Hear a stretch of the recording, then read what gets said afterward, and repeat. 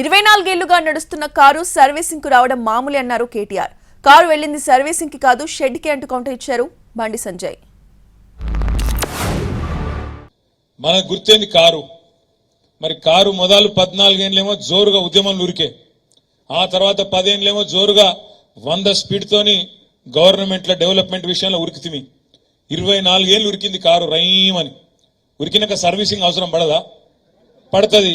ఇది అంతే, కొన్ని రోజులు సర్వీసింగ్ తప్ప ఏం కాలేదు. ఏమో పెద్ద భూమి ఆకాశం ఏదో కింద మీద అయినట్టు ఆగమాగం అయిపోయినట్టు మనం ఏం బాధపడి బేజారయ్యే అవసరం అయితే ఎంత మాత్రం కూడా లేదు. ఇది కేవలం ఒక చిన్న స్పీడ్ బ్రేకర్ మాత్రమే. మళ్ళీ తప్పకుండా మనమే వస్తాం, మళ్ళీ ప్రజలు మన దగ్గరికి వస్తారనే మాట కూడా నేను విజ్ఞప్తి చేస్తా ఉన్నా. కార్ అట్లా రిపేర్ వచ్చిందట 10 సంవత్సరాలు 20 సంవత్సరాలు కార్ రిపేర్ వస్తుందా? 10 సంవత్సరాలు కార్ రిపేర్ వస్తుందా?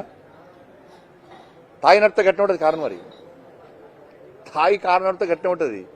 నీ కారు సర్వీసింగ్ రోలే స్క్రాప్ కోసం కూడా పనికి కదా.